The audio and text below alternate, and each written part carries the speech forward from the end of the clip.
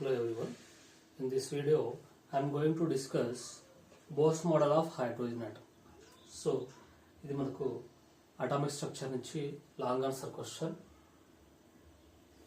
Very important question. So దీంతో పాటు మనకు ఇంకొక లాంగ్ ఆన్సర్ క్వశ్చన్ ఉంటుంది లెసన్లో, అది క్వాంటమ్ నంబర్స్. సో ఫస్ట్ మనం ఇక్కడ బోర్స్ మోడల్ గురించి డిస్కస్ చేద్దాం. సో బోర్స్ మోడల్లో మనకు bores model of hydrogen atom and hydrogen spectrum రెండు కలిపి 8 మార్క్స్ అడగడం జరుగుతుంది. సో బోర్స్ మోడల్ పాస్టర్స్ కి 4 marks and hydrogen spectrum and diagram and table కి 4 మార్క్స్ ఉంటుంది. So in that first one bores model.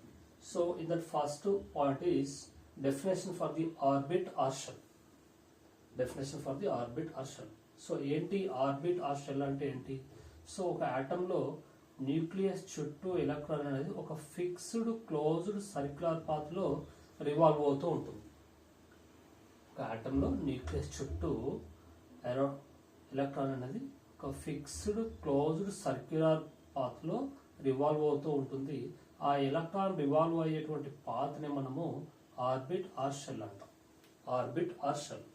So these are indicated by 1, 2, 3 or KLM from the side of nucleus. వీటిని మనము 1, 2, 3 చే గాని and KLM తో గాని indicate చేస్తాం. This is the first point. The second point, energy level or energy state. These orbits are called as energy levels or energy states because each orbit have associated with definite amount of energy. అంటే ఏంటి అంటే ప్రతి orbit కి కూడా ఒక definite amount of energy అనేది ఉండడం జరుగుతుంది. కాబట్టి వీటిని మనము energy levels or energy states అంటాం. సో అలాగే వీటిని స్టేషనరీ ఆర్బిట్స్ అని కూడా అంటాం. ఈ ఆర్బిట్స్ ని లేదా షెల్స్ ని స్టేషనరీ ఆర్బిట్స్ అని కూడా అంటాం. ఎందుకు వీటిని స్టేషనరీ ఆర్బిట్స్ అంటామంటే, సో ఎలక్ట్రాన్ అనేది సర్క్యులర్ పాత్ లో న్యూక్లియస్ చుట్టూ కంటిన్యూగా తిరుగుతూ ఉంటుంది.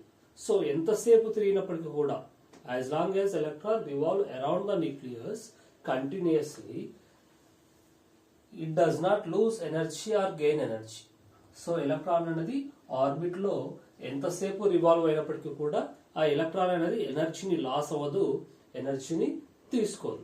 సో ఎనర్జీ అనేది ఎలక్ట్రానిక్ ఎనర్జీ అనేది కాన్స్టెంట్ గా ఉంటుంది. సో కాబట్టి వీటిని మనము స్టేషనరీ ఆర్బిట్స్ అంటాం. So next delta E. So when electron jumps from higher energy to lower energy, they exhibit some amount of energy. It is denoted by delta E. So electron అనేది higher orbit నుంచి lower orbit కి emit jump అయినప్పుడు energy అనేది release అవుతుంది. లేదు electron అనేది lower orbit నుంచి higher orbits కి జంప్ అయినప్పుడు ఎనర్జీ అబ్జర్వ్ చేస్తుంది. ఎలక్ట్రాన్ హైయర్ ఎనర్జీ ఆర్బిటాల్ నుంచి లోయర్ ఎనర్జీ ఆర్బిటాల్ కి జంప్ అయినప్పుడు ఎనర్జీ రిలీజ్ అవుతుంది. So electron lower orbit to hire orbit కి జంప్ అయినప్పుడు ఎనర్జీని అబ్జర్వ్ చేసుకుంటుంది. ఆ ఎనర్జీ డిఫరెన్స్ ని మనం డెల్టా E తో ఇండికేట్ చేస్తాం. That is difference of energy E2 minus E1. So E2 is energy of higher orbit. E2 is energy of higher orbit. So E1 is energy of lower orbit. So next point వచ్చేసి angular momentum. So any particle having some mass and some velocity revolving in the circular path, it has some angular momentum. ఏదైనా ఒక వస్తువు, ఏదైనా ఒక particle, so దానికి some mass ఉండి some velocity తోటి circular path లో రివాల్వ్ అవుతుంటే దానికి యాంగులర్ మూమెంటం ఉంటుంది. ఇక్కడ ఎలక్ట్రాన్ కూడా యాంగులర్ మూమెంటం లో రివాల్వ్ అవుతుంది కదా. కాబట్టి electron also has some angular momentum. Electron కి కూడా యాంగులర్ మూమెంటం ఉంటుంది. అది mvr is equals to nh by 2pi. So ఇవి 5 పాయింట్స్ రాస్తే మనకు 4 మార్క్స్ రావడం జరుగుతుంది. Next hydrogen spectrum. Hydrogen spectrum కి కూడా 4 మార్క్స్ ఉండడం జరుగుతుంది. ఏంటి హైడ్రోజన్ స్పెక్ట్రమ్ అంటే, సో హైడ్రోజన్ గ్యాస్ అనేది మాలిక్యులార్ స్టేట్ లో ఉంటుంది. సో ఈ మాలిక్యులార్ స్టేట్ లో ఉన్నటువంటి హైడ్రోజన్ గ్యాస్ ని మనము డిశ్చార్జ్ ట్యూబ్ లో తీసుకొని ఎలక్ట్రిక్ డిశ్చార్జ్ చేసినట్లయితే మాలిక్యులార్ స్టేట్ లో ఉన్నటువంటి హైడ్రోజన్ అటామిక్ స్టేట్ లోకి కన్వర్ట్ అవుతుంది. హైడ్రోజన్ బాండ్ బ్రేక్ అయిపోయి హైడ్రోజన్ ఆటమ్స్ గా కన్వర్ట్ అవుతుంది.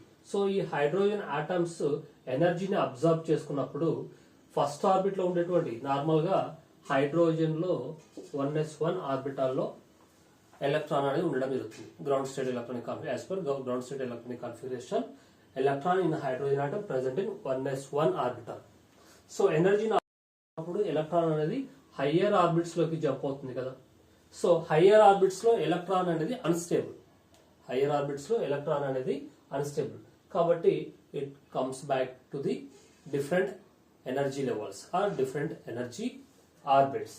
So from different higher orbits to first orbit, it is called as Lyman series. So when electron jumps from different higher orbits to second orbit, it is Balmer series. So when electron jumps from different higher orbits to third orbit, it is. When electron jumps from different higher orbits to fourth orbit, it is Brackett series. And when electron jumps from different higher orbits to fifth orbit, it is called as Fund series. అంటే electron అనేది higher orbits ఉన్నటువంటి hydrogen spectrum అంటాం. So hydrogen spectrum definition కి కూడా 2 marks ఉంటుంది. ఈ diagram కి spectrum diagram కి 1 మార్క్ ఉంటుంది అండ్ ఈ టేబుల్ కి 1 మార్క్ ఉంటుంది. టోటల్ గా హైడ్రోజన్ స్పెక్ట్రమ్ కి 4 marks and postulates of Bohr's థియరీకి 4 మార్క్స్ ఉంటుంది. Once again definition for the hydrogen spectrum. When hydrogen gas is subjected to silent electric discharge, hydrogen molecules are divided into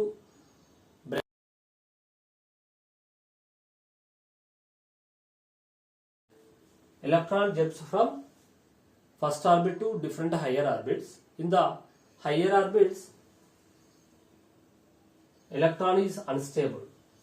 So it comes back to the different energy levels.